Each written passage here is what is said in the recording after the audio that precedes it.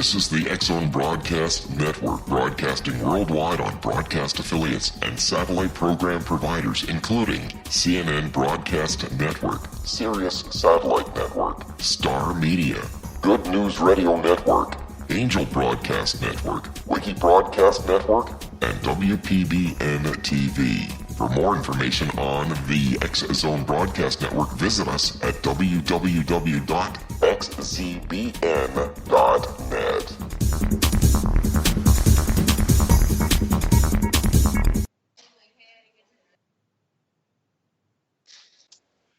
And we have returned with another episode of A Different Perspective, and I truly am Kevin Randle.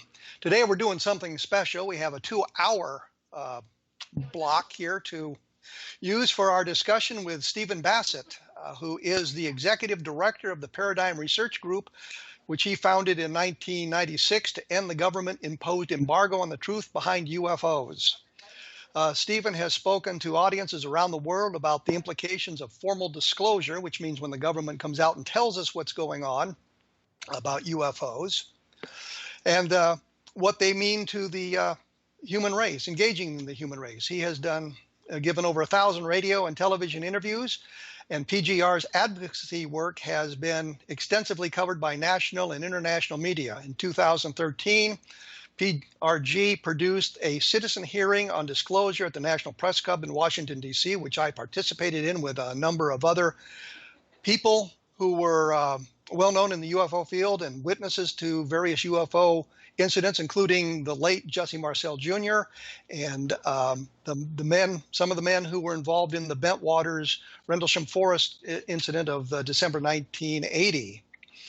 On November 5th, 2014, PRG launched a Congressional Hearing political initiative seeking the first hearings on Capitol Hill since 1968 regarding extraterrestrial presence. And he is working to see the issues included in the various presidential campaigns and senatorial campaigns and other campaigns around the world. Stephen Bassett, an impressive resume. Welcome to A Different Perspective. Impressive, yes. Good to be with you, Kevin. It's the first time that we have ever done an interview together. Well, it's because I haven't had a show prior to that, and yeah, that would explain it. Yes, part of it. When I did a radio show in El Paso, Texas, in the mid 1990s for 18 months, but you weren't really involved in UFOs at the time, and the way you are now. So I guess we kind of missed connections then. So this is our first opportunity, I guess. And I'm glad, because I've done a huge number of interviews. It's more like over 1,200 now, but rarely have I had the opportunity to be interviewed by somebody that has the knowledge base and the expertise that you have, which is an asset. I mean, I'm not criticizing anyone. The people that have their internet shows and what have you on this subject matter, by and large, very, very, very few of them have an expertise like you. So this is a good opportunity, because obviously we can go into areas and go deeper than normally would be the case. So glad to be with you. Well, thank you. I appreciate the kind words. Let's do this. Last Wednesday, we had an interview scheduled, which sort of fell by the wayside. You called me late in the day to talk about some new documents that had just been released, some MJ-12 documents that you were very excited about. Can you give me a little bit of the background to that? Yes, of course. This all developed very quickly. An individual provided about a 47 or 48-page document to a talk show host. In this case, it's Midnight in the Desert. Heather Wade. Which is a show, Heather Wade. And this is a show that's been around a while. It was an Art Bell show. Art sort of retired again, and she took over this slot, 9 to 12, internet. It's the dark matter radio is a relatively good production, high production values, and the show has a following. And she was provided this document, which she then put up on her website for download. I learned about it maybe 36 hours, 40 hours after it was up on the web. Well, when you put a document on the web for download as a PDF, you're basically putting it out to the entire world. And it will be downloaded, and it will be in play very quickly. And so I immediately wanted to get involved for reasons we'll discuss. The first thing I did was to contact a number of individuals which I consider to be the best options for checking out a document in this genre. Yourself, Richard Dolan, Stanton Friedman, and suggested they look at it right away. Richard Dolan is in Greece traveling, so he's kind of limited there. Stan was able to look at it. He was on her show last night. Whitley Strieber was also brought in to look at this document. He was on the show last night. Linda Moulton Howe has now discussed it. And that's what we wanted. So that's how this came about. And obviously, we'll be talking about this document.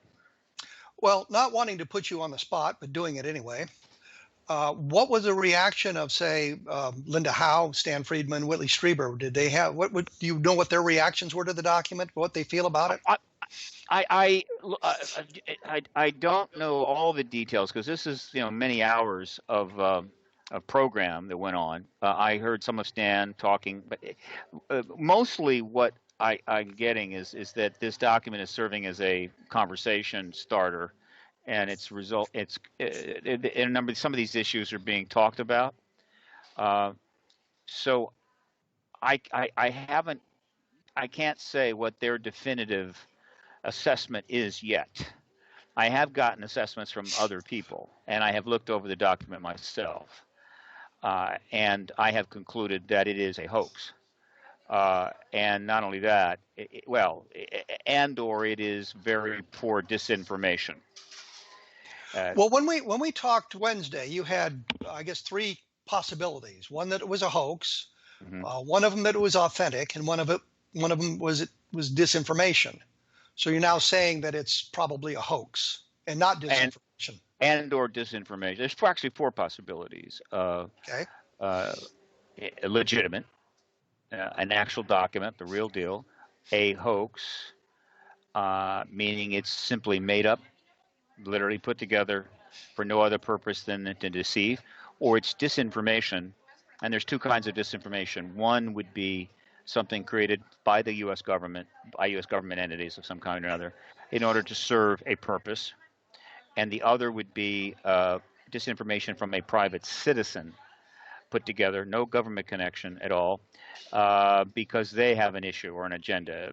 Most likely they don't like this subject, they feel it's bogus, and they want to create problems. So there's those four possibilities. And any one of the three of them are still in play, but legitimate document is not in play. It's in my view. I mean, you cannot disprove these kinds of things. It's very difficult to absolutely disprove them. And in many cases, hoaxes like this, they draw on information that is valid. It's out there. It's in the public domain. So actually proving it's totally a hoax, difficult to do. But people who are very knowledgeable, that have spent years in this field, can give you a pretty damn good guesstimate. And my guesstimate is hoax and or poor disinfo. What brought you to that conclusion? There's a number of things, but I have to say that the thing that I find most amusing about it, and this is like 8 pages in, about 8 pages into the document, and they're talking about a history. In this case, it's the history of, let me see if I've got this now. Hang on a second. Operation MJ-12 preliminary briefing, and it's just part of the history of it. And it goes into the background of MJ-12. Okay. And it makes a statement here, and I don't know if this is intentional, but it makes a statement that one of the facilities for MJ-12 is located under Flat Rock, Nevada. Yes. There is no Flat Rock, Nevada. But there is in fiction a flat rock Nevada, and that is in the movie Andromeda Strain and the book Andromeda Strain by the late great Michael Crichton. So uh, that's an Easter egg. It couldn't be more obvious, and it's amusing. So right there, you got a problem. Uh, as the document in general, that has some paragraphs where they're talking about Roswell, Majestic 12, that read relatively well, but they could easily have been obtained directly from the work of the research in this field and other documents that have emerged in the past. Uh, but there are other paragraphs that are just not impressive at all. They don't have the proper tone. They don't have the proper writing. And then as you get to the front end of the document again is much better than the back end. The back end is when they get into this long assessment of outcomes from the Aztec event, which is an event that's been discussed and researched extensively. And in this case, they're trying to add real new material, including an interview with a living entity and the description of the Aztec event. And it is not impressive. In fact, it seems ridiculous. And I, I, I, I can't even conceive of that scenario and the interview, some of the other statements about the Aztec event as having much chance at all of being valid. And Well, I so know when you put that, yeah, go when ahead. you and I talked on Wednesday, I had scanned the document pretty quickly and looked at this interview, which was, I guess, made up of several interviews talking to the extraterrestrial biological entity identified as EB. And he said they wanted to know why he came to Earth, and one of the comments was that they like trees. And There's a lot of stuff. Yeah, you and I kind of talked about that, and you thought, would yeah. someone who's gone to the trouble of hoaxing this document put something that ridiculous in it? And That is a good point. As a hoax, that meaning a good hoax, a quality hoax, you would as not opposed to expect something this, that ridiculous. Yeah, there are hoaxes and there are hoaxes. Now, I had not read the document at that point. I was primarily, well, I'd only just looked a little bit at the front. My initial job was to get this document in the hands of people like you, right? And we'll talk about that. I eventually caught up with the document, went through it, and there's worse stuff than the tree thing. The Aztec aliens are supposedly humanoid. They speak perfect English, etc. no, It's they don't speak perfect English. They speak colloquial English. and that too, yeah, perfect colloquial English. And so, okay, so that's my position. We obviously agree on that. And so now we get to okay, but why bother, right? Why do I bother to call you? Why did I bother to call Stan Friedman? Well, there's a reason, very good reason, and it's this: that disinformation, which takes a number of forms. One of the form that is most commonly known is limited hangout.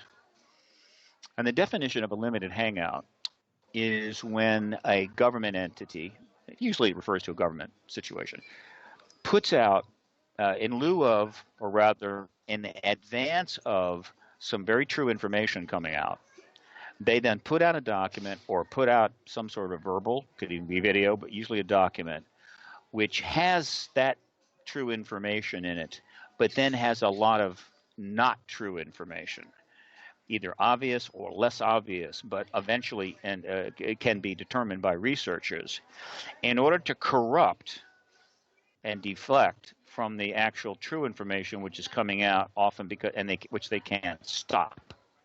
So they call it a limited hangout. But it's basically disinformation. The fundamental role of disinformation is to pollute the swimming pool, right? It's you got a swimming pool with really nice clear water in it, and you start adding pollution to it, right?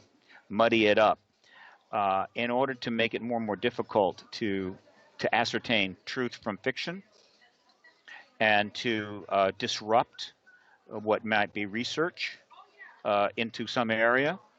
Disinformation is extremely effective. It's been used by governments for thousands of years, but it has been perfected to an art form since World War II.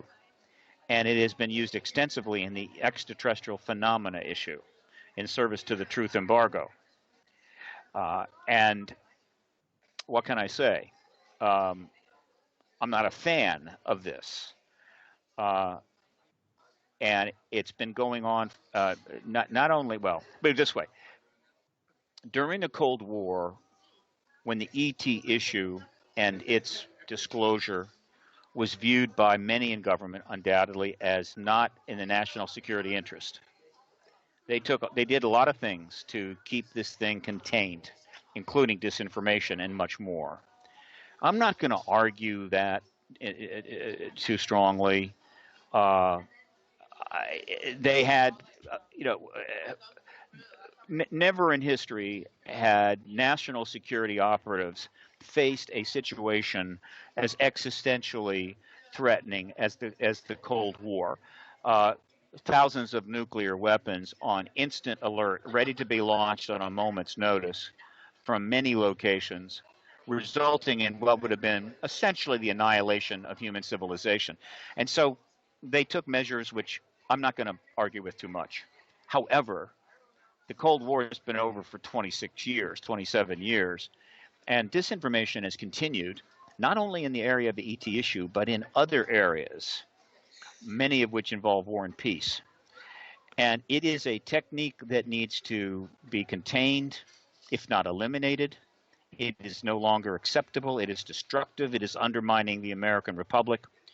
And so, for me, what's important now is when something like this turns up, that it be engaged immediately, it be assessed, and it be, to the extent possible, debunked or confirmed. And it was particularly important in the ET area that process take place by researchers in this field who are knowledgeable. Because if they don't engage it right away, the debunkers, the hyper-skeptics, and the trolls are going to run with it. They're going to have a lot of fun. They're going to use it to attack the field, attack the issue, with no real serious intent to really arrive at the truth. And I want to prevent that. Well, and looking at the document, the first thing that I noticed is on the front page, the first page, which we have there, ultra top secret.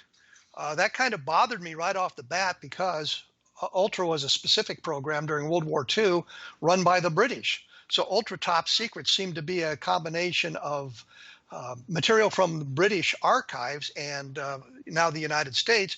And it also says on it, read and destroy.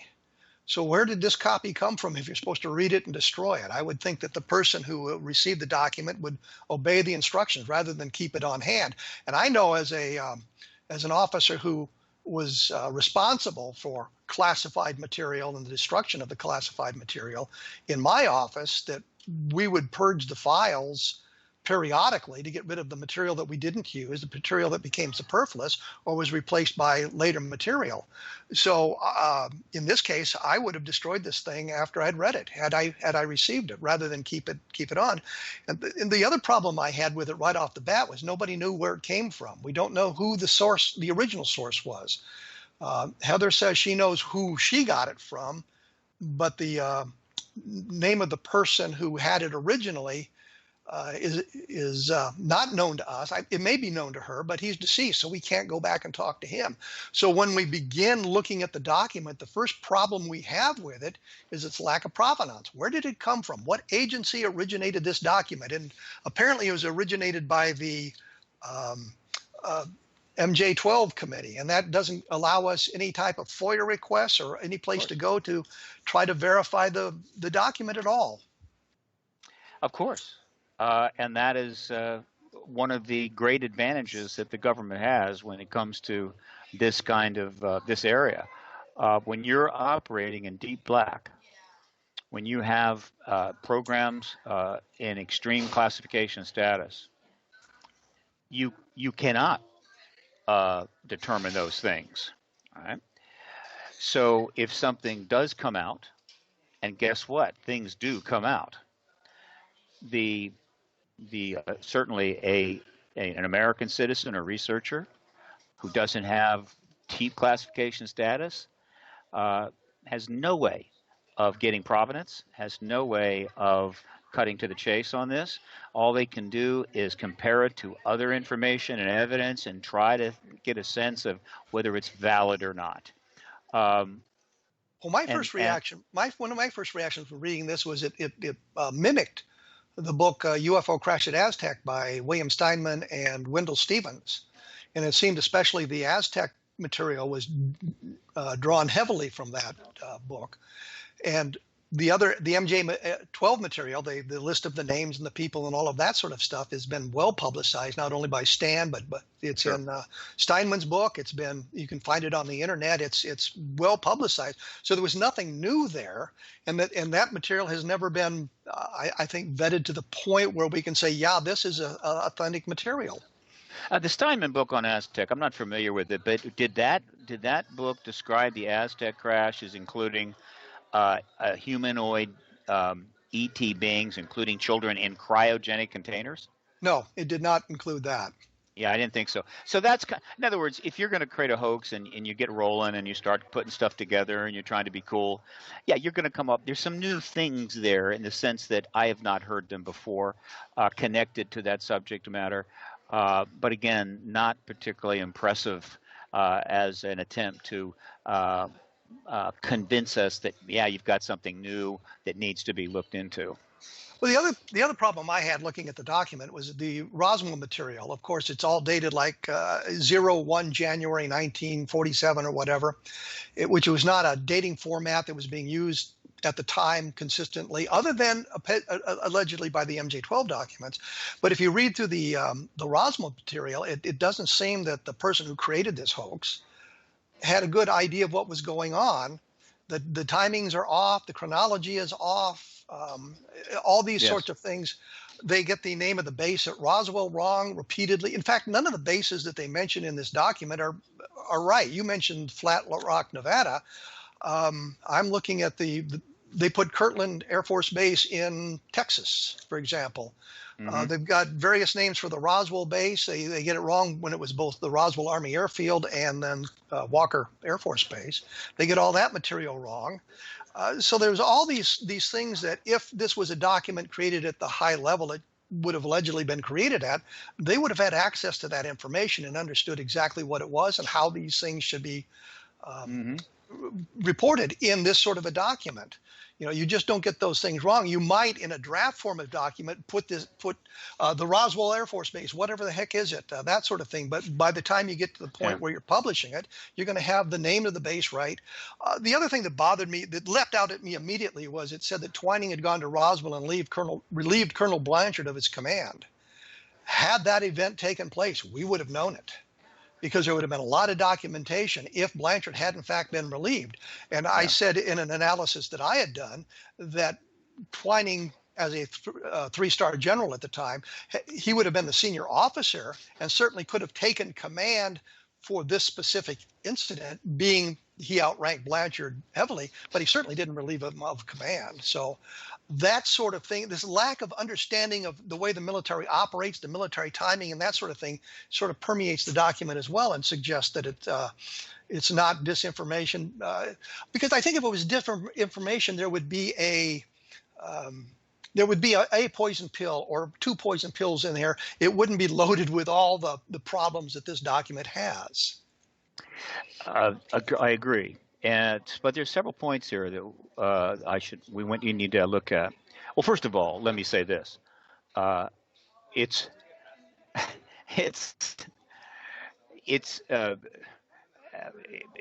all.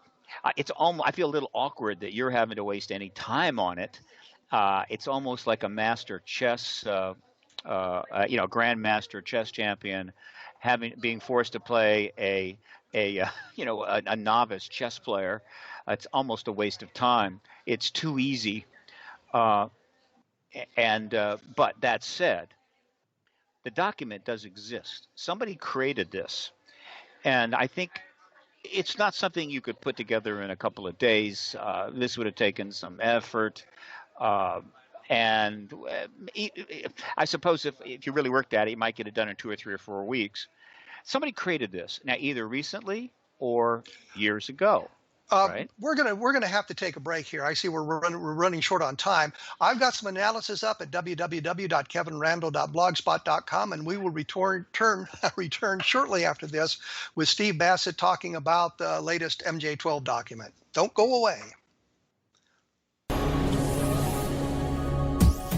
This is the X-Zone Broadcast Network, broadcasting worldwide on broadcast affiliates and satellite program providers, including CNN Broadcast Network, Sirius Satellite Network, Star Media, Good News Radio Network, Angel Broadcast Network, Wiki Broadcast Network, and WPBN TV. For more information on the X-Zone Broadcast Network, visit us at www.xzbn.net.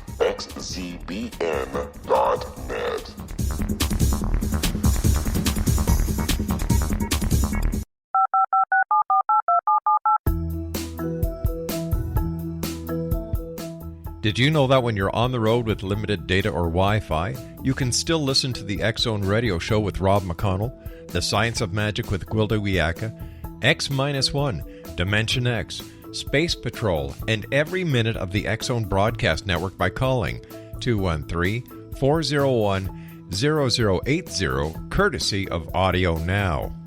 No smartphone, app, or internet needed. It saves your data plan, and it's free if you have unlimited minutes. Call 213-401-0080 to listen on any phone, anytime, anywhere.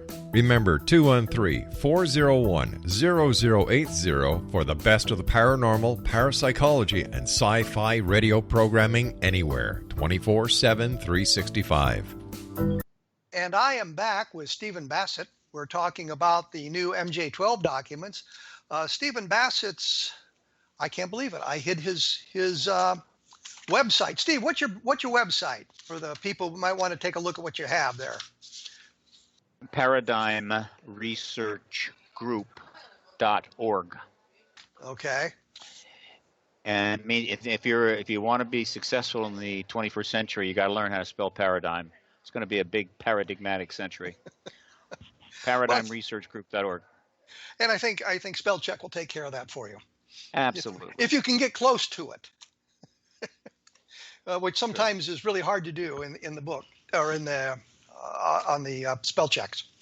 When we went away, we were talking about the MJ-12 documents that we just released and the reasons that we seem to think that they're a hoax. And I was mentioning that I had looked at the Roswell material very, very carefully, and that I found, the base being spelled wrong.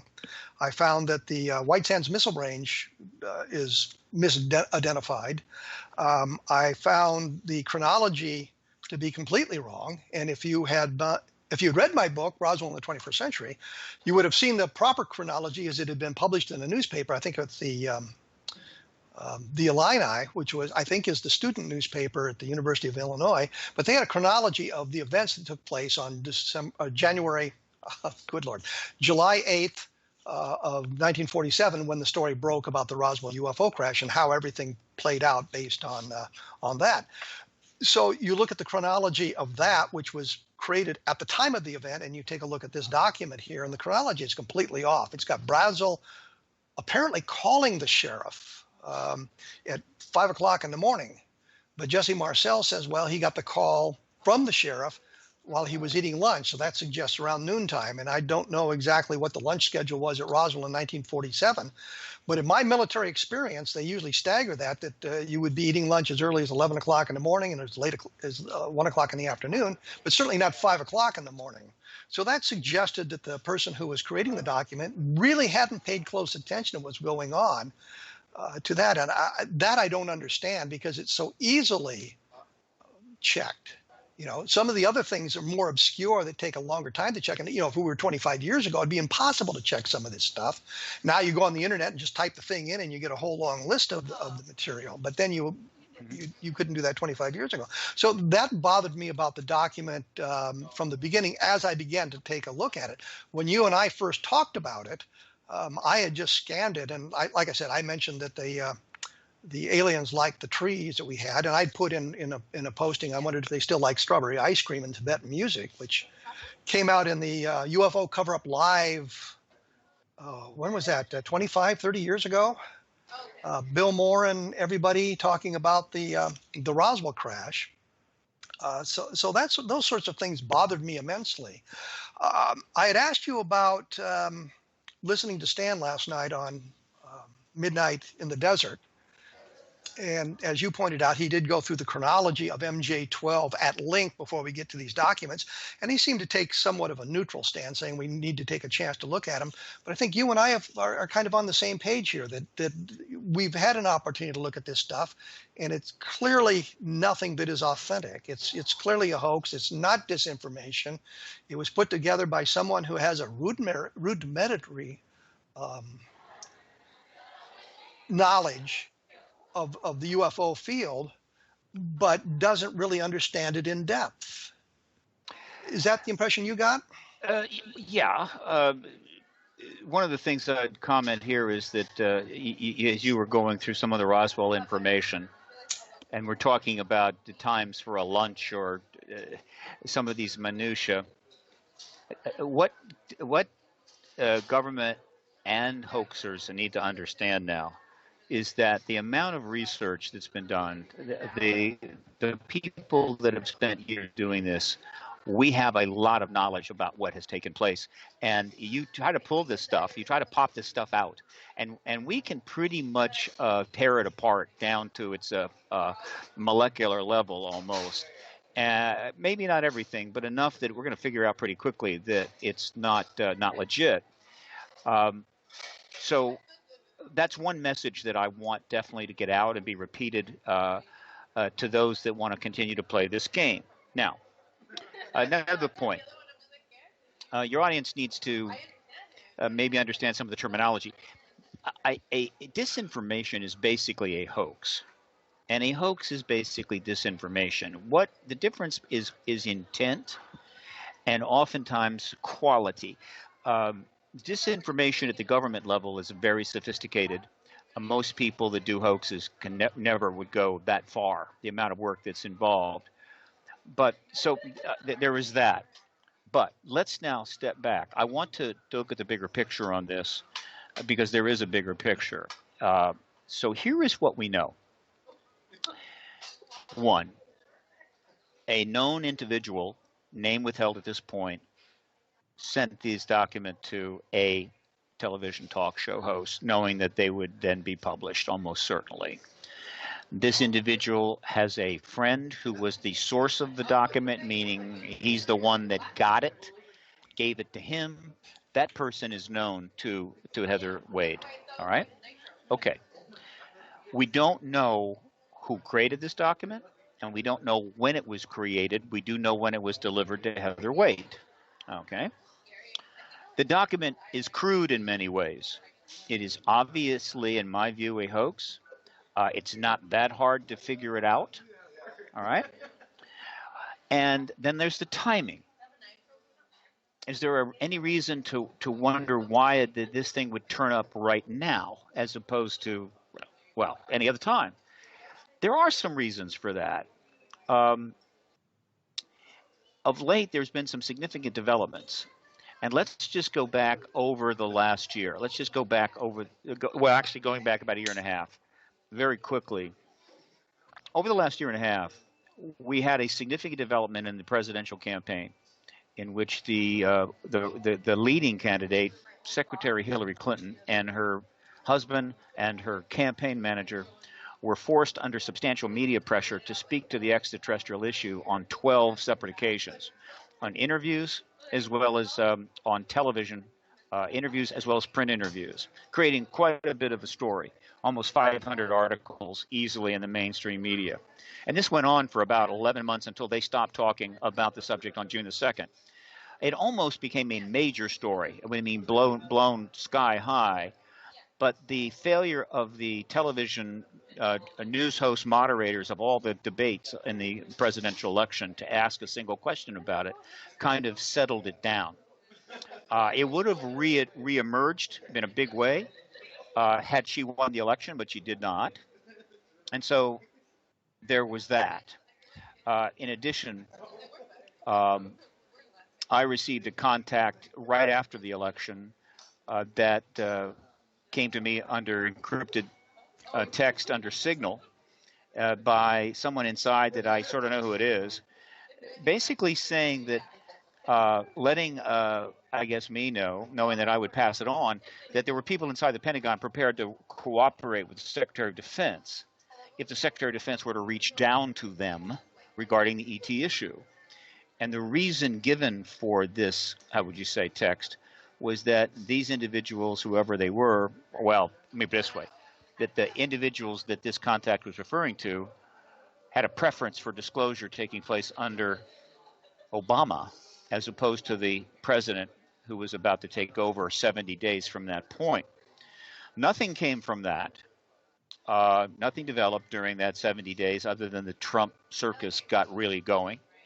Then 2 days before the inauguration, the CIA, in a remarkable timing in my view, suddenly announces that 13.5 million pages from 900,000 documents about the history of the CIA, with a lot of references to ET issues, UFO, psychic research, which had been declassified and available on via the servers at the National Archives, if you could get there, we're now going to be put on the web for everybody to see, meaning you can get to them. Everybody can find them.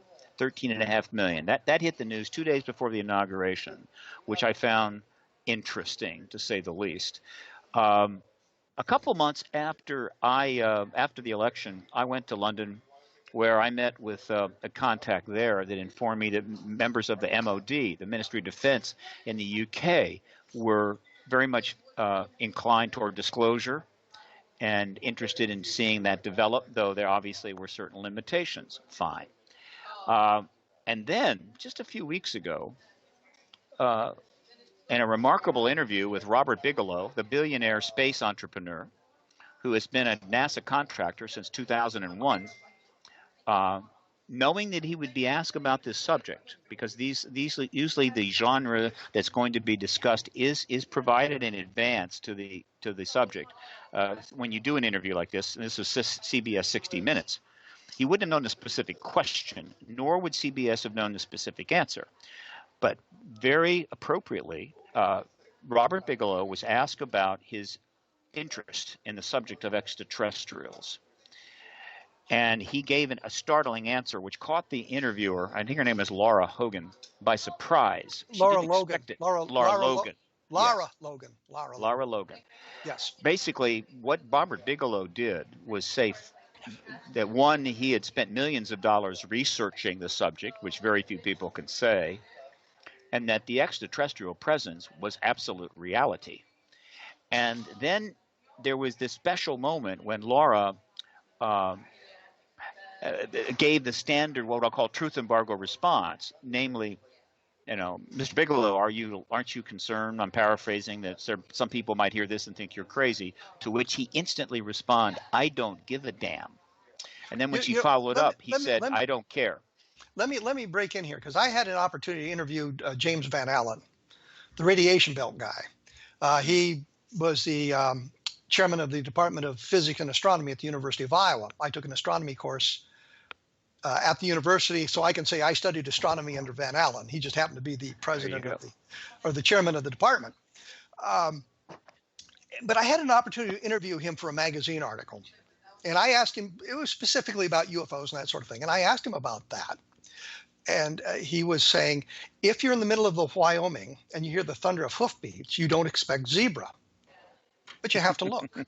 Sure. But the sidebar to this was, a couple of decades later, I saw a story on the news about a zebra who'd escaped and was running around loose in Wyoming.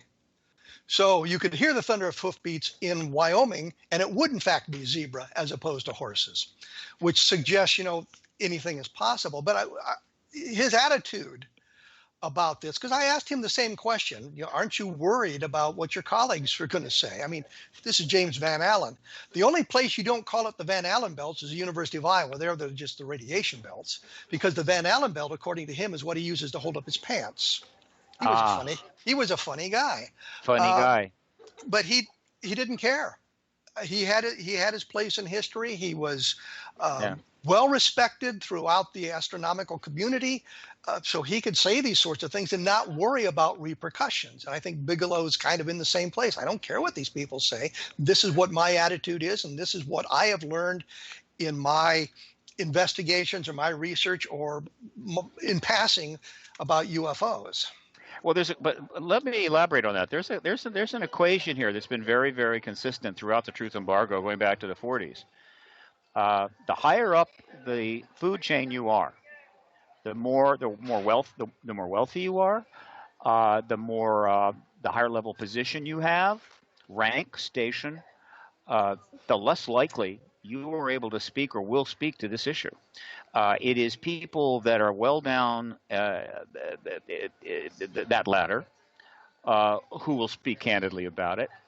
There are some witnesses of late that have come forward, very important ones, but they're usually retired military. They're not wealthy.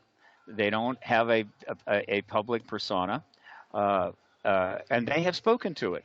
It's the old Bob Dylan line: "If you ain't got nothing, you got nothing to lose." Now, I'm going to be frank about this. There are a lot of very important, wealthy, and significant individuals in this country who I'm quite convinced know there's an extraterrestrial presence. Not only because the evidence has been in the public domain for 70 years, you don't have to have special access, but they have contacts that you and I would only dream to have. So whether you're talking about a Steven Spielberg or a George Lucas or a James Cameron or a Jeff Bezos or Richard Branson or a Robert Bigelow, I'm quite convinced they know it's an extraterrestrial presence, but they don't talk about it. They certainly don't acknowledge it, and they do not support the advocacy movement, which is to say they do not challenge the government on this issue. That is the way that equation works. And so when Bigelow makes that statement, he broke rank there. All right? He did something Carl Sagan wouldn't do, right? Or Freeman Dyson wouldn't do, or Michio Kaku wouldn't do. He basically said, I don't give a damn. There's an extraterrestrial presence. I know it. And anything anybody else says doesn't alter that reality. Now, understand that this is a man who for 16 years has had to work with NASA in order to pursue his dream of advanced off-Earth habitats. He spent $300 million doing this work. And if NASA doesn't cooperate with him, not much can come of it. He's very limited. And the reason that CBS was interviewing him at all was that for the very first time, one of his space habitats, an inflatable structure, was in fact for the first time attached to the International Space Station, where it was inflated and was functioning. And so this was kind of like a supreme moment for Robert Bigelow, where 15 years of work was showing great promise. And even with that habitat attached to the space station and all that meant, when asked the ET question, which he could have easily dodged, he took it on directly. That was intentional. That was Bob Bigelow basically saying, damn it, I am so frustrated with this lie, this misrepresentation, this truth embargo in its 70th year, that I'm going to say something. And I believe when he said that statement, I don't give a damn, that was a message to all of the other big shots, the Elon Musk, the Bransons, the Bezos, the big Hollywood producers like Spielberg and others who damn well know there's an extraterrestrial presence. Why don't you grow a pair and speak some truth to power like I just did? That was a significant moment. You've moved us from this MJ-12 document, which I think you are suggesting could be disinformation simply because of the timing of it as kind of a way of deflecting the statements that Bigelow said, or it might be because it's the 70th anniversary of the Roswell events. I was about to say that. Roswell's coming up in 30 days, and it's the 70th anniversary. They anticipate 50,000 people being there. You know that's going to put the issue back into play, sticking in the media. And so we have this document that is released, and I don't think that a government resource would think that we would fall for it. And I say we, I'm talking about the people who are knowledgeable about the Roswell case. Yeah. I'm thinking Don Schmidt, Tom Carey, Stan Friedman, although Stan hasn't mentioned anything about it, but would look at this document and see the holes in it. It doesn't do the job of disinformation. It doesn't divert attention to. But not necessarily, Kevin. Just because we see the holes in it, the general public. Look, if we've learned anything over the last couple of years, is the general public has become extremely susceptible to propaganda. And they talk about a post-truth world, a post-fact world. Those are not trivial statements. The public right now is more vulnerable to BS, propaganda, and nonsense than ever before, even though you and I are not so vulnerable. And that includes a great deal of the media. And so it is not out of the question that this ludicrous document was put out there, and as ludicrous as it is, because they knew a significant portion of the media and the general public would gag on it, and a lot of less informed people would jump on it and say, oh, look at this, it's real. And the whole thing would be just another giant embarrassment for this issue, which is starting to make certain people nervous. Now, I don't know that for a fact, but I'm trying to at least give the framework for people that are trying to assess this, is that there may be more than meets the eye. Let's go back to May of 2015 and the Roswell slides fiasco. Is that part of a disinformation campaign, or is that something separate where two guys found these slides and believed that they could convince people that it was an alien creature for their own self-aggrandizement, for their own monetary gain, as opposed to something to create a situation where people are now again laughing at the idea of extraterrestrial visitation? I can only give you my opinion on that. I have some knowledge about that entire event. My view is it was a colossal mistake. In other words, it was a screw up. And a screw up by who? By a number of people. In other words, the people involved, by and large, the principals, really made a mistake. Now, I think the nature of the mistake is this. One, I think they got excited. They hyperventilated. They got a little worked up about the possibilities. And one of the reasons that often happens is that this truth embargo has gone on so long. The frustration levels are enormous. Everybody wants this to end. Anything turns up, they tend to jump on it very quickly. And then because of the people involved, there was a potential for a very substantial monetary gain, without question. And a lot of money was made. And I think the combination of those two things blinded some of the people who I don't think are bad people, and I think I'm not publicly trying to condemn them, and I'm not even using their name. The point is that it kind of blinded them to the fact that we need to think about this a little more carefully, and we need to make sure what we've got. And the end result was a fiasco. And a lot of people said, oh, it's the end of the Roswell issue and so forth. But no, it wasn't. The Roswell reality survived that mess. The field survived that mess. And by and large, after a number of apologies were issued, not by everyone, we've moved on. And the reason for that is simple. There is an extraterrestrial presence. There's a vast amount of evidence for it. And there's new witnesses coming forward. There's new information being gathered all the time. And, of course, sightings continue unabated and in some cases even record highs.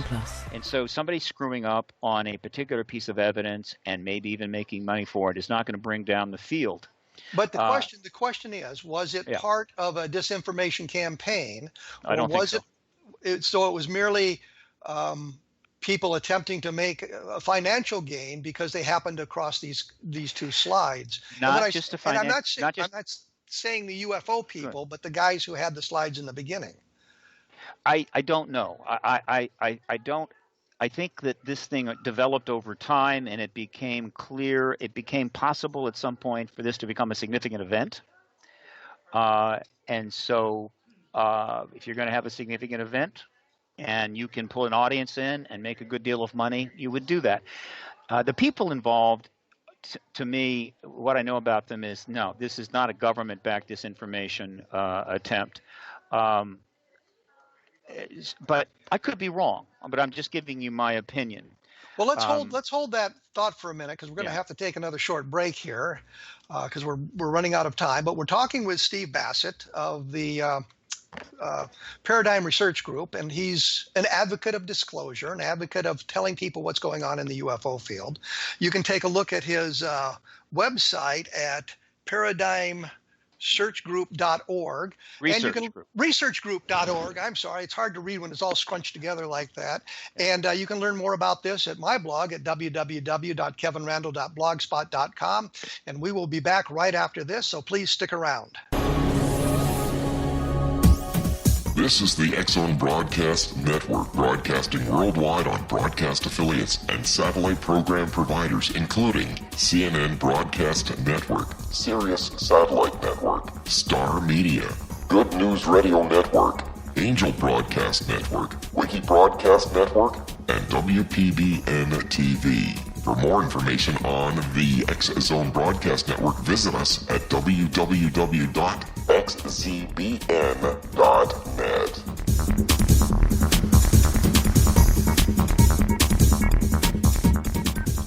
And we are back.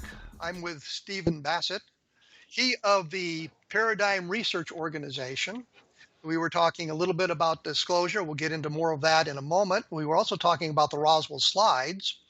And as we went away, I think that he and I had pretty much agreed that most of the ufological people involved in this were caught up in their own enthusiasm for the Roswell case and for the extraterrestrial hypothesis. And I don't think there was anything malicious in what they were attempting to do. They were attempting to find out what was going on, but they allowed their enthusiasm to cloud their vision. So they didn't see the red flags that seemed obvious to many of us on the outside of that thing. And I think that the idea from the guys who had the slides was to produce a documentary about how gullible UFO people could be. And that may have gotten sidelined by as quickly as once the slides were available publicly, that the placard was decoded and we understood exactly what was going on. So I think that for the most part, I think Steve agrees with me on this, that it wasn't anything malicious by the people in the UFO community. And it may be seen as not really malicious by the people who were owning the slides in the beginning. Is simply their way of producing a documentary. But it really has nothing to do with government disinformation or anything like that. Is that kind of your analysis too, Steve? It's not really government disinformation? No, this wasn't a government disinformation incident, but there's a lot of things we can take away from it. One, that how quickly the core aspect of that particular thread was taken apart on the internet, and by and large by researchers in this field. They immediately saw the problem, and of course now the information could be moved around in days, even hours, and so let me interrupt here, because I just wanted to say one thing. What was interesting about this is the placard in front of the creature was decoded and seen, and within a couple of days, researchers actually found the scientific papers about the recovery of the mummy in southern New Mexico or southern Colorado, northern New Mexico, and proving it's exactly what it was. So I think that that's important, that the use of the internet and the use of the availability of information allowed us to resolve that as quickly as we could once we all got copies of a good quality scan of the slides. Yeah. Well, there's a lesson here, and we're seeing this lesson repeated over and over again. We're living in a new age. We're living in the age of the internet, high-quality software, laptop computers, and so forth. So whether you're the government or whether you're a private citizen or organization, you want to try to either pull a fast one, or if you make a mistake, you will find that it is outed very, very quickly. So you have to expect that. Again, when citizens and private citizens make mistakes like this, I note it. You'd prefer that they didn't do that, but it happens. When the government pulls stuff like this, that's a different matter. All right, I take it much more seriously. There's another point I want to make here, is that it's often brought up about how people in this field can be gullible, or the research is of lower quality, or they're overzealous and what have you.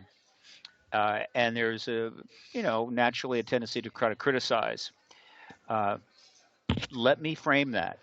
The problem with this issue and its resolution is not the gullibility of researchers or people that care about this subject matter. The problem is the United States government, which has embargoed and contained, misrepresented, undermined, and subverted this issue for 70 years, and had huge resources at its disposal to do so. That's where the problem is, and I invite people to put more emphasis there. Target their concern, their irritation, their frustration, not at the people in this field that are trying to do what they do, but at the United States government's policy. Well, I think it's important. I think it's important to point out here, just to kind of underscore it, is that the majority of the hoaxes that have been foisted on the UFO community have been exposed by members of the UFO community. It's not really the skeptics or the debunkers or anybody else doing it. It's those of us inside looking at the material carefully, like this latest document, and basically picking it apart because we have the in-depth knowledge to do so. You look at some of these things and you know immediately that the skeptical community is going to reject it without really an analysis of it to some extent. But you also know the skeptical community is going to look at it.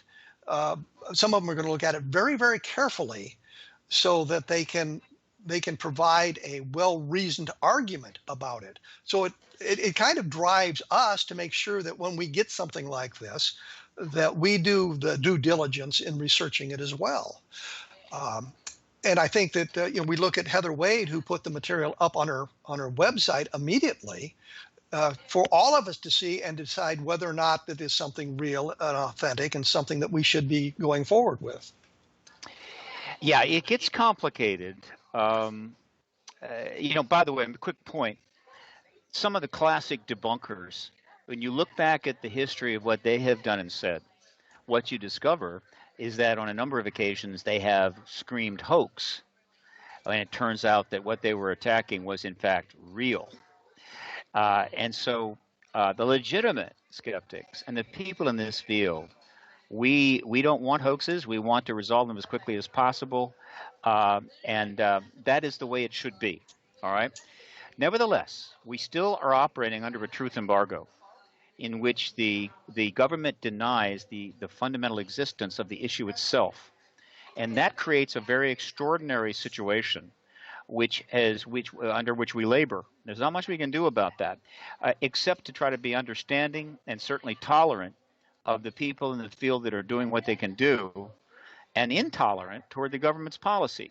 My job is to end that truth embargo. So it's very clear for me. My job is not to, sort out, parse, prove every aspect of this field and the people in it and all that. No. My job is to end the government policy on embargo, which will ultimately lead to a resolution of most of the uncertainties within the core issue. And then the other thing I want to make a point, and then I'll get to Heather, is there is a history to the ET issue, and it has thousands and thousands of moving parts. And some of those are better understood than others, and there's debates going on amongst those components. But the core issue is, are there extraterrestrials here? That has been proven. That's a fact. It's been established beyond a reasonable doubt. Now, even though parts of the proof can be debated, the overall assessment to me is fact. And I invite people to always keep that in mind. When someone is arguing about some aspect of the Roswell case, that is not about proving whether extraterrestrials are here or not. That is about examining the history. It's like one of the most written about historical events in American history is the Civil War. There's been something like 50,000 books about the Civil War, and there are people that are intensely involved in that issue and that history that will debate until their dying day certain aspects of the history of the Civil War, and they have these feuds that go on. But none of the people that are debating that or writing books about it don't deny that there was a civil war. Oh, there was, right? That's a fact. Same thing with the ET issue. Now, Well, let me let's ask you a question. Let me ask you a question here, because you keep saying it's a fact that they're here. What case would you point to that suggests, several cases that you would point to that say are indisputable fact, proof that ET is here? We have alien visitation. That's not the way it works, Kevin. The best analogy that I can give you is let's talk about a very complicated trial. And and it's somewhat ironic, but I'm going to use the O.J. Simpson case in this particular analogy. It's complicated because in the case of the O.J. Simpson case, the jury did something called jury nullification, where they almost certainly probably knew that he was guilty, but for other reasons decided they were going to say not guilty. But there are very few people left in this country that do not know that O.J. Simpson was guilty of that murder. Okay, so let's talk about that trial, which briefly, which I watched at great length, and I know many of your listeners or viewers have watched.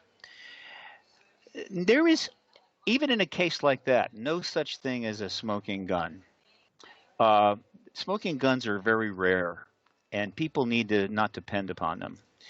You can have a photograph of somebody holding a gun pointing at the victim that was killed, and that could be faked, right? Or it could be misrepresenting. Yeah, they were pointing a gun, but then they put it down and somebody came in and picked it up and shot the person.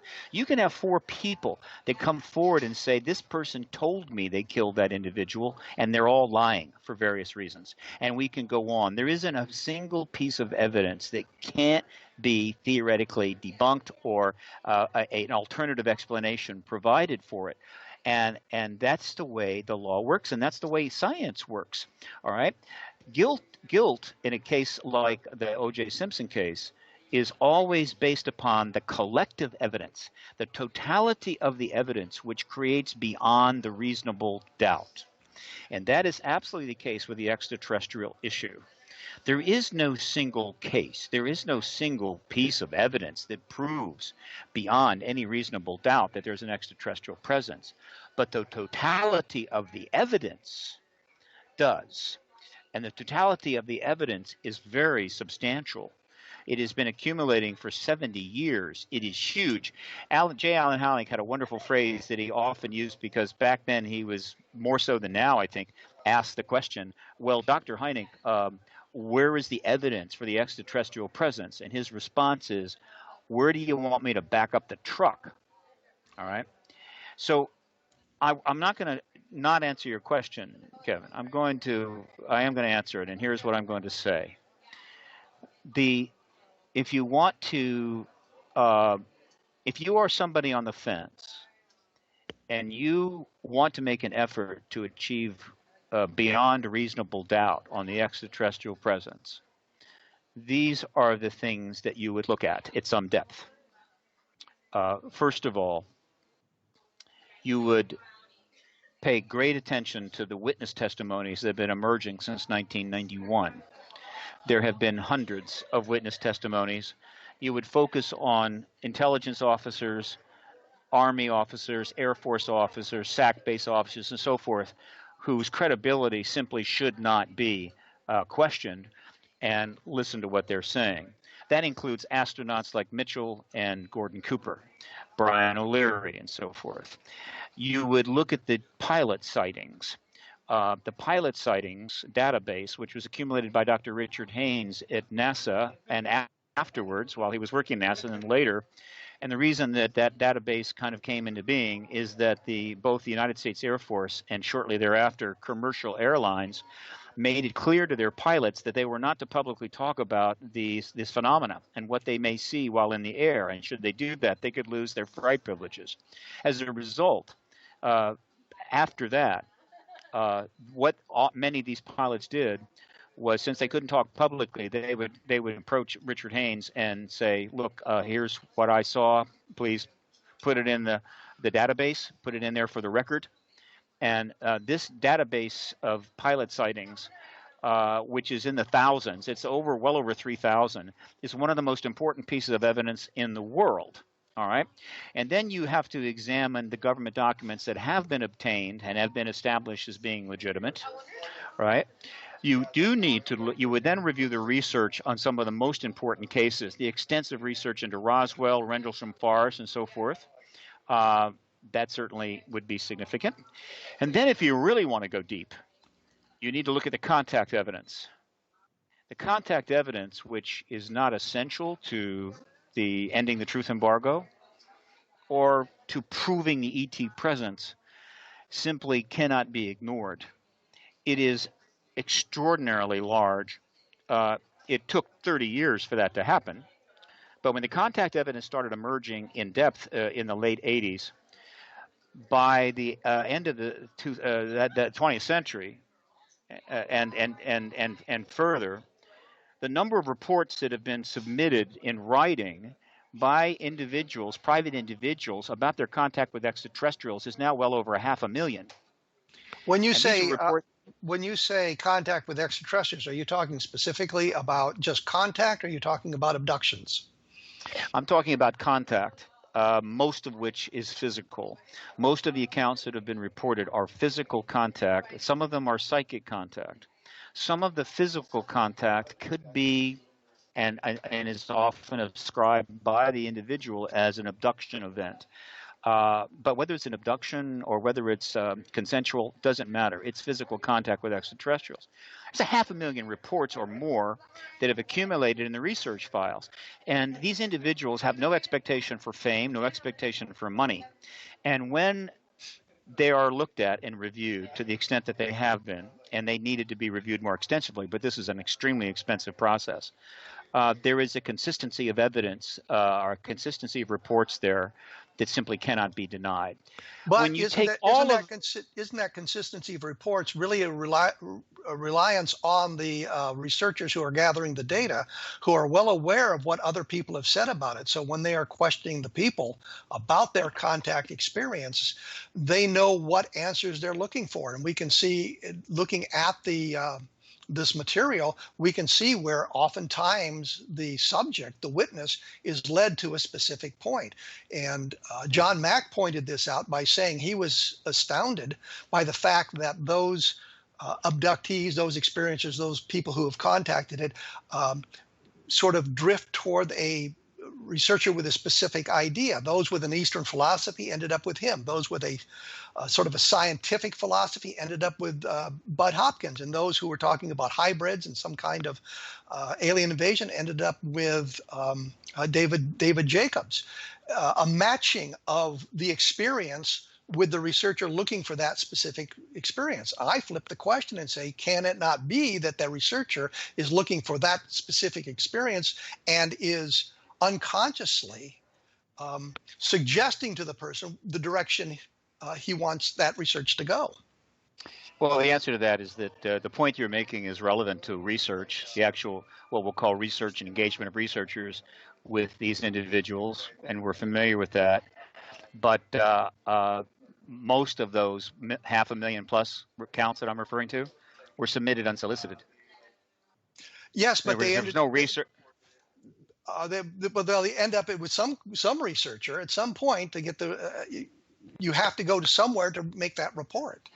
But wait a minute. What I'm trying to say is that if you were to take the time to review the hundreds of thousands of unsolicited reports from these individuals, you don't have to be a researcher or even interpret much to know that they're talking about physical contact with extraterrestrials. All right. And so, if you have 10 of those, one could say, well, maybe this 10 reports are an example of some misunderstanding. When you got a couple of 100,000, no. So the point I'm trying to make, Kevin, is that the evidence is massive. And so if someone wants to achieve a reasonable doubt status one way or the other, they need to review the entire evidence. In other words, they can't just look at 5 minutes of the O.J. Simpson trial and say he's guilty or innocent. They have to review the entire, 7-8 week trial. And when you do that, he's as guilty as hell. And when you review the evidence, the massive full content of the evidence in the extraterrestrial presence, it's fact. It's that simple. But there's also an awful lot of misinterpretation included in that fact. And I think specifically of the Charles Whitted case, because it's a great example. Here were the two airline pilots who saw a cigar-shaped craft, the square windows zip by their airliner in 1948. And then we move forward to 1968 with the Zon 4 reentry, and we have people who are describing the same sort of thing, the cigar-shaped craft with square windows on it, but we know what the source of that sighting was, which is the reentry of Zon 4. It was a sort of a natural phenomenon. And so if you look at the just the airlines or the pilot sightings, and you don't understand more about what's going on, then you're going to be drawn into this thing thinking, well, here is very good evidence, and some of it isn't all that great. I'm going to have to disagree with you there. If 1,000 people accuse you of murdering your wife, and one of them happens to be mentally ill, and the defense attorney says, look, 999 people have accused this man of murdering his wife, but this one person that accused him is mentally ill. Therefore, the other 990 go out the door.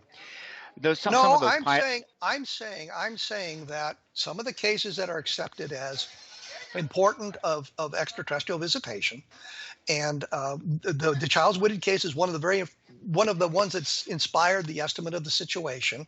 They thought it was a very, very credible case. I'm saying in this one specific incident, yes, I think we can draw a conclusion based on evidence that was gathered much, much later. But it's not the only case of a bolide or a reentry sparking a UFO sighting.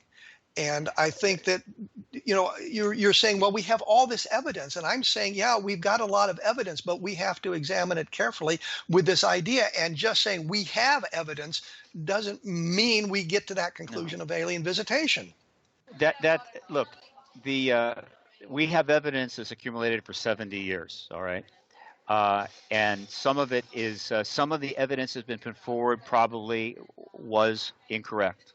That happens in actual trials, too. You can have a trial, and there could be some evidence in there that is, in fact, not correct, but the rest of the evidence is sufficient to achieve beyond reasonable doubt, and you get convicted. There's 3 to 4,000 pilot sightings, Kevin, and some of these sightings are disc outside the cockpit window of the pilot, seen by the pilot and the co-pilot, passengers in the plane, maneuvering around the plane, and then exiting at rapid speed. That's not a bolide. And so if you want to go and review all of the thousands of pilot sightings in the Richard Haynes database, and if you can debunk, say, 95% of them, maybe that database is not useful. But I'm afraid you couldn't do that. No one could do that. Again, this is the way the truth embargo works. It's like 8, SAC base officers come forward and discuss how the missiles were turned off. And then somebody will find a staff sergeant that said something a little different, and that negates the rest of the testimony. That's not the way evidence works. It's not the way science works. However, it is the way the truth embargo works. Right? The U.S. government and the debunkers play this game. They come up with every possible way to make black seem white, up seem down. They violate the rules of logic and science and evidence in order to keep this truth embargo going. And all I can say is that I am someone that doesn't put up with that anymore. This isn't 1950 or 60 or 70. This is 2017, and the evidence is massive and overwhelming. And I will state that. And somebody can find this case and that problem. I do not care. Unless they can debunk the entire 70 years of evidence, doesn't work. All we need is one extraterrestrial in a craft or not in a craft, and you have an extraterrestrial presence confirmed, right? You don't need to have 10,000. You don't need to have massive ships necessarily moving around in the sky. You just need one. And the evidence for one, well, what can I say? And let me tell you something else. It wasn't that long ago that the debunkers and the skeptics were making a huge deal of the fact that science was saying that life is incredibly rare and that the Earth may be the only planet in the entire galaxy that has life on it, which was an asinine statement, and yet it was commonly put forward by top scientists. That, of course, has been completely destroyed. And now the basic astronomy and cosmology has now shown that the number of planets in this galaxy alone that could have life is in the billions. And so under the truth embargo, some scientists would say, yeah, life is rare. And the government go, yeah, you're right. Life is rare. Life is rare. So that all that evidence about ETs and stuff must be nonsense. And now the government is faced with scientists saying, no, there's billions of these planets. The truth embargo, Kevin, is on its last legs. It's about to fall apart. And the only thing that I'm concerned about is will it fall apart soon enough? Let me interrupt you here because I'm going to have to take the last break. I got Absolutely. you wound up, so I'm wound. We'll take the last break. There'll be more information at www.kevinrandle.blogspot.com and look for the website for Stephen's group. We will be back right after this, so please stick around. This is the X-Zone Broadcast Network, broadcasting worldwide on broadcast affiliates and satellite program providers, including CNN Broadcast Network, Sirius Satellite Network, Star Media, Good News Radio Network, Angel Broadcast Network, Wiki Broadcast Network, and WPBN TV. For more information on the X-Zone Broadcast Network, visit us at www.xzbn.net.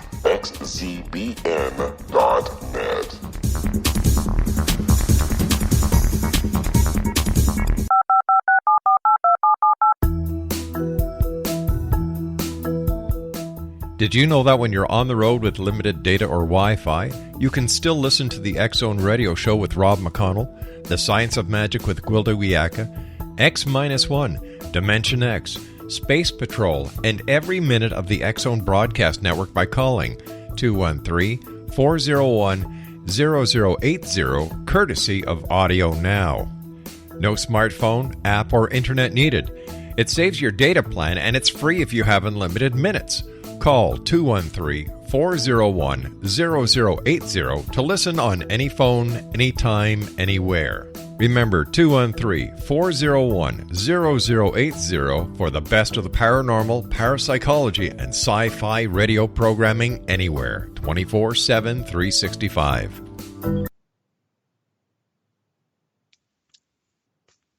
And as I promised earlier, I am back with Stephen Bassett of the Paradigm Research Organization.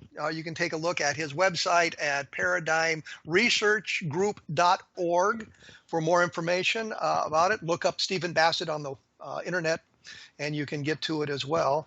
We had been talking a little bit about evidence for the extraterrestrial visitation and the overwhelming nature of it.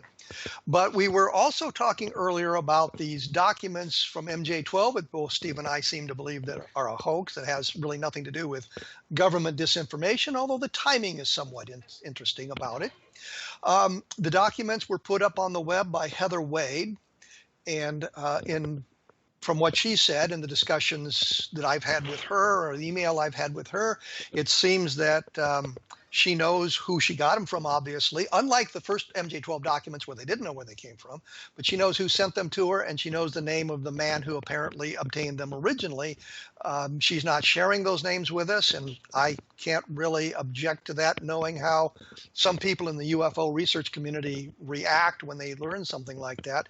Bill Brazel told me that he would often get phone calls from drunks in bars at 2 and 3 o'clock in the morning asking if the stuff about Roswell was true. And I mean, you want to provide the information so everybody can verify it for themselves.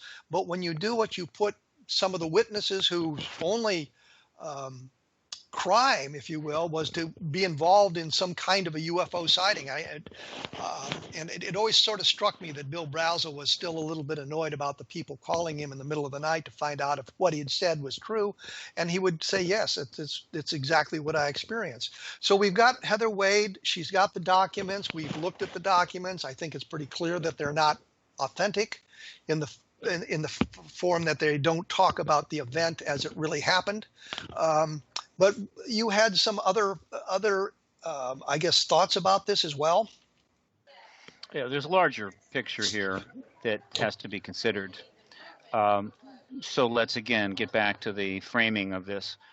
Heather Wade is a journalist, and she has a program, an information program, which is Midnight in the Desert, which is connected to Art Bell. It goes way back into the 90s, and has played a significant role in bringing information out about the ET issue and providing a platform for researchers and activists and so forth. So it's not a trivial program. One of her listeners, who she has known for 2 years, provides this document to her, sends it electronically. He claims to be in the military, or having been in the military, she feels that he has. I don't know what evidence she has for that, but whatever, she feels he has. The document supposedly did not come from him, but was provided to him by a friend who was also in the military. And this friend apparently claimed to have taken it, meaning I took it, right? Stolen Okay. it. Stolen it. Stolen in a sense, okay. So now, the document is not a legitimate, or I say legitimate, it's a legitimate hoax, but it is not, in my view, a document that discusses that was created as part of the government involvement in this issue for the appropriate reasons that you would do that. And therefore, none of the information in it, though some of it does match up with the evidence that has been obtained in some of these cases, really can be taken with any seriousness. Now, okay, so what she did is somewhat similar to what WikiLeaks has done. WikiLeaks will get information that's provided to them by an inside source, and they put it out raw, all right, because the people have a right to know. And there's been a lot of this, and so Heather has done that as well. I don't criticize her for that. This document is provided, and it's interesting. It could be important. She put it up to be reviewed.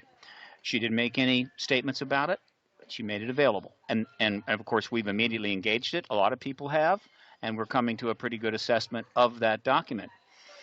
Okay, so far so good. But what Heather needs to do now is she needs to get back with her source. And she needs to ask that source some tough questions. And then she needs to talk to his friend, who's also a source, and ask that person some tough questions. And find out what is going on here. Who are they really, if she doesn't already know? Why did he give that document, right? Did they know that it had serious flaws in it to the point of being a fairly obvious hoax? Did the friends mistakenly think it was real and took it, right, from actually a government facility where it was, I don't know, being put together or been lying around? Did he take it at all? How much of what she's being told by her sources is real? And if it's not, if she's able to determine that, then she needs to tell us that. Now, whether she chooses to reveal the names of these individuals who have come forward in this fashion, that's kind of ultimately up to her. But let's be clear.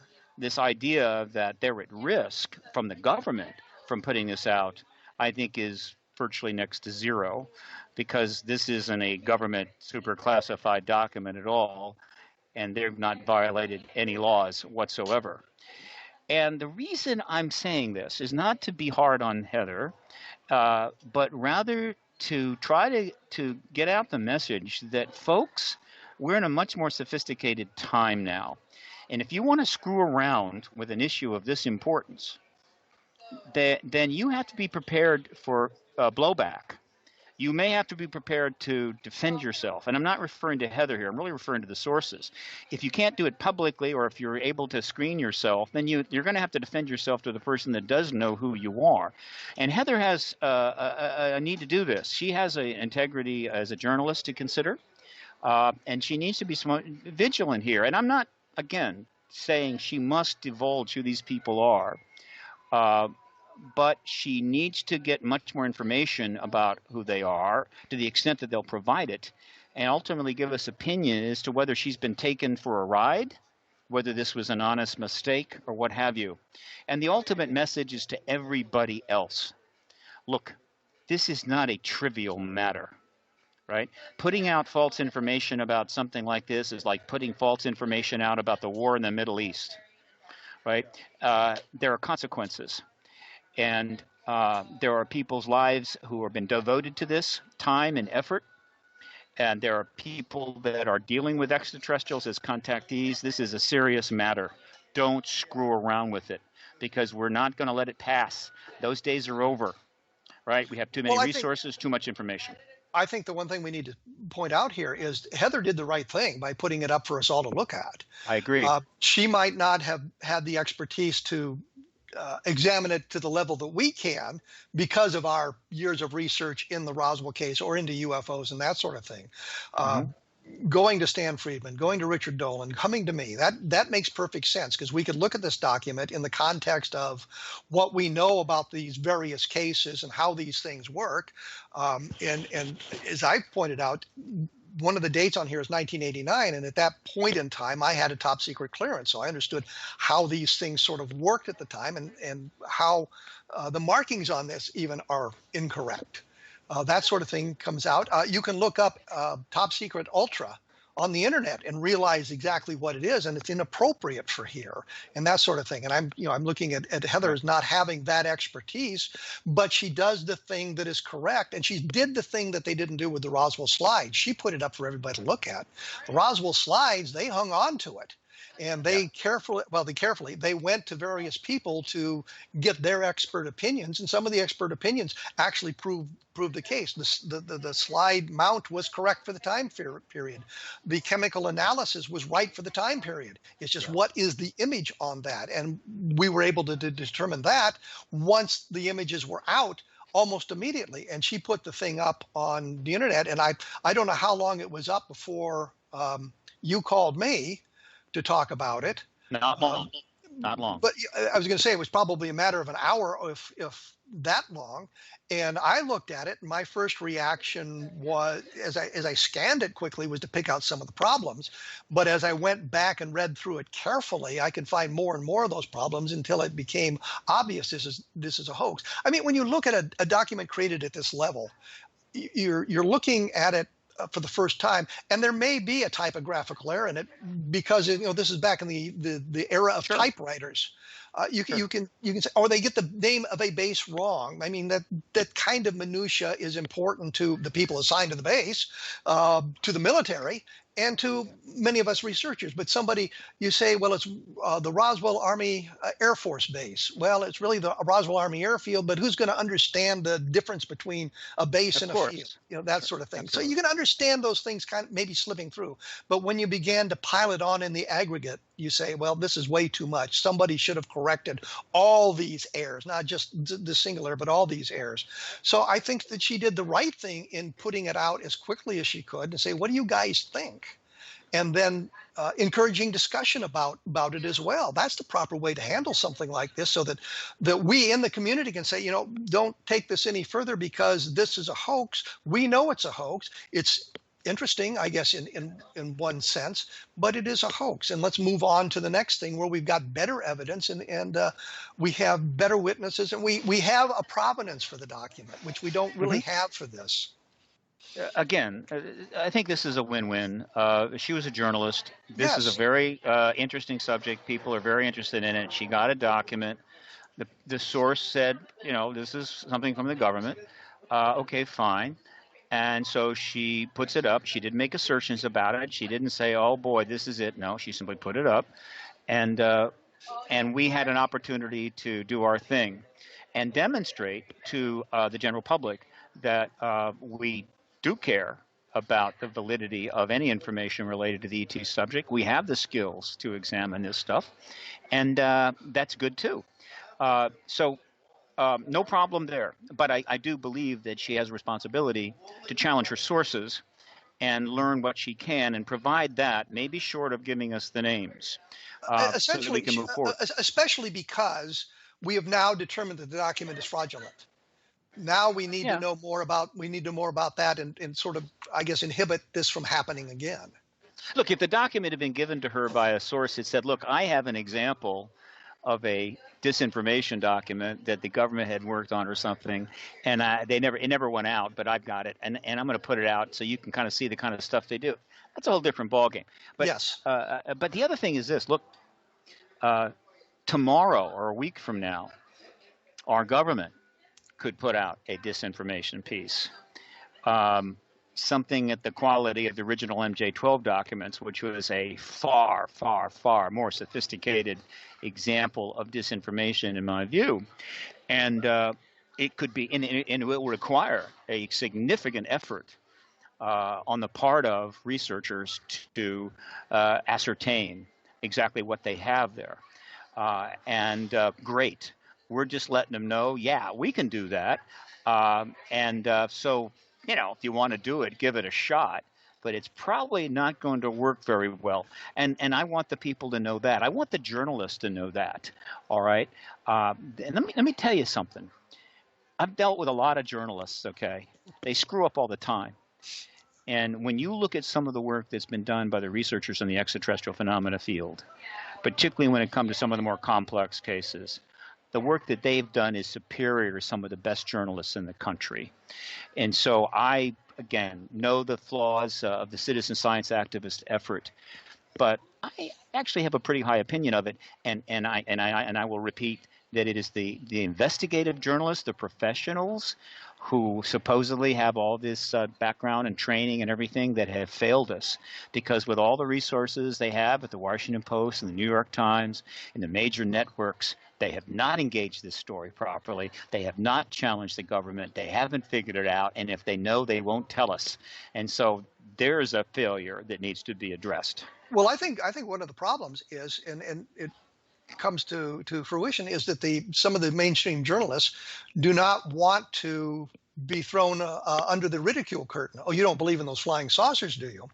Yeah. When Don and I were promoting the UFO crash at Roswell, we went to the Chicago Tribune because we had a scheduled interview for them. They met us in the hallway, didn't bother taking us inside to any office, and it was an intern who did the interview. Give you an idea of the level of importance they saw this story. It was just one of those throwaway stories.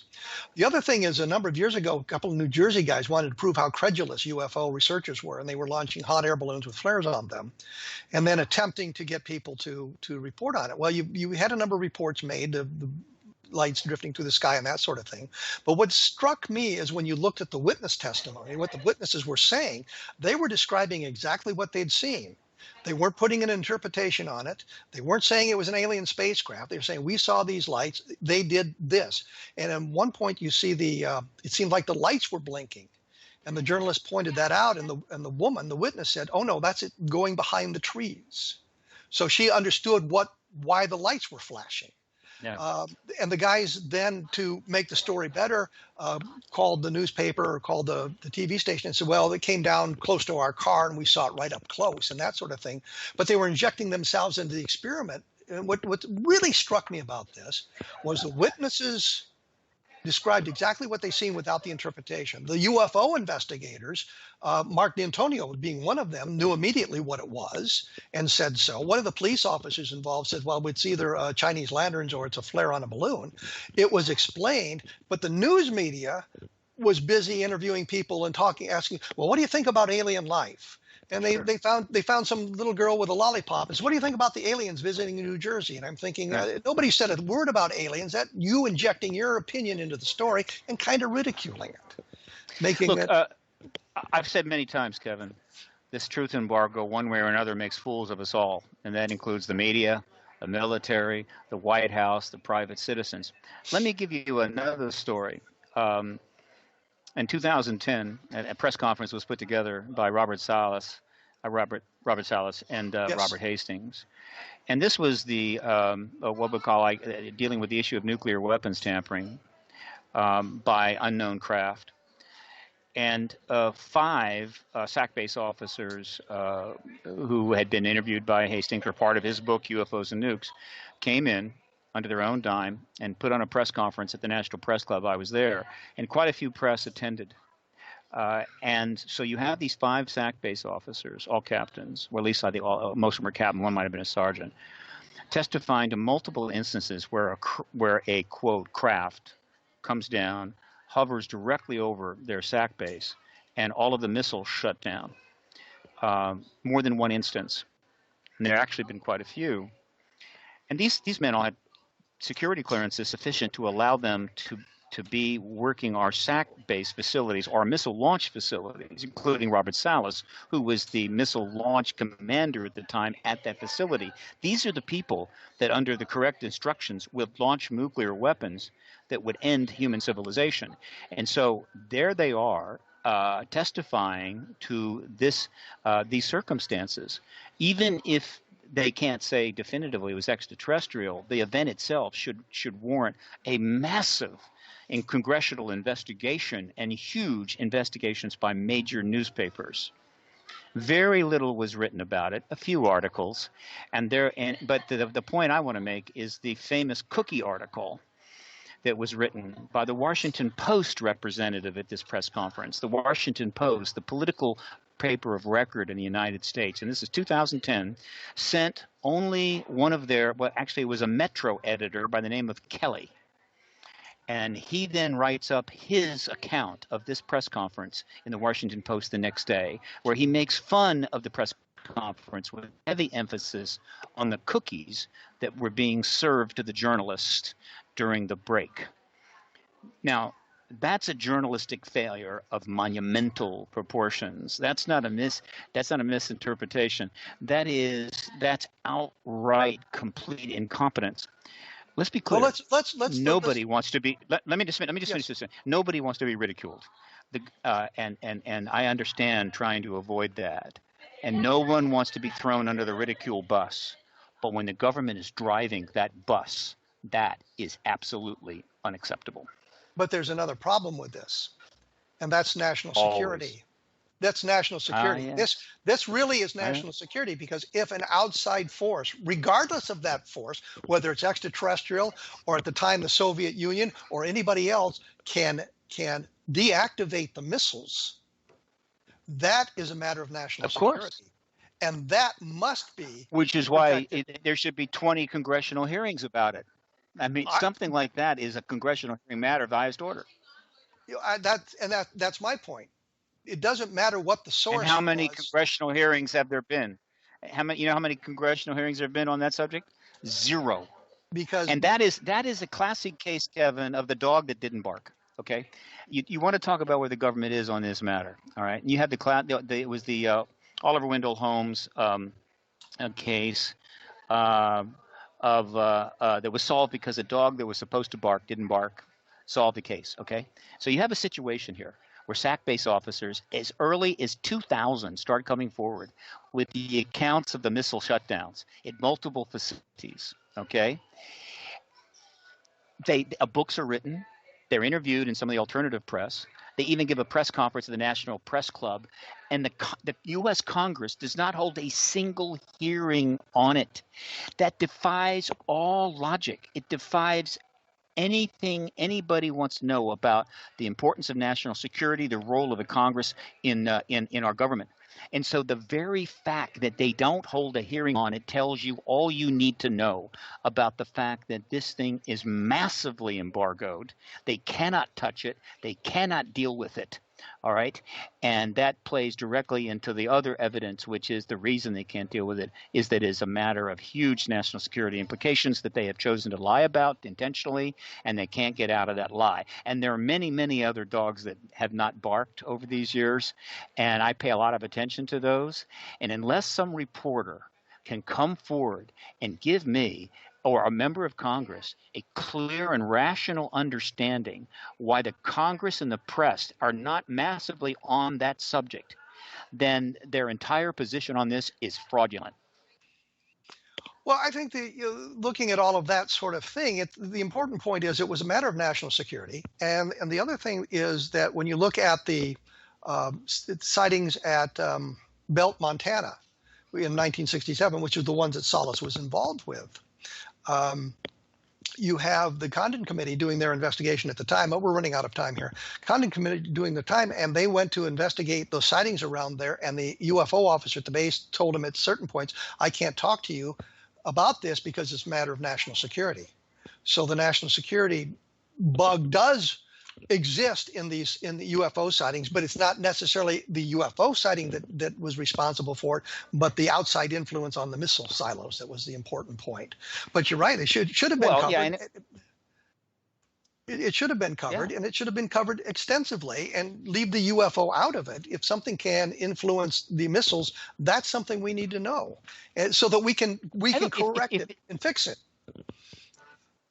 If a congressional investigation or an investigation by the Pentagon can explain all of the missile tampering incidents that have taken place, then great. But they don't even bother to do that, and that is of course the tell. That's the problem. But this is not the only instance of that. There are all kinds of incidents like this. Look. The 50% of the people, Steve, we're done. We're out of time. We're out of time. Okay. It's been an enjoyable conversation. I know I've got you worked up a couple of times, which is my job, I think. Absolutely. Absolutely.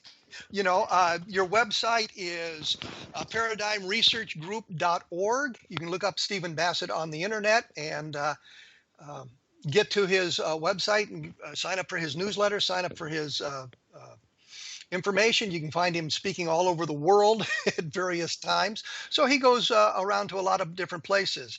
I will be back with, I guess, next week, Irina Scott talking about UFOs from the beginning, I guess. You can take a look at my blog at www.kevinrandle.blogspot.com. We'll have a link to the interviews here and other interviews as well, and more information about these documents that we've been talking about somewhat today.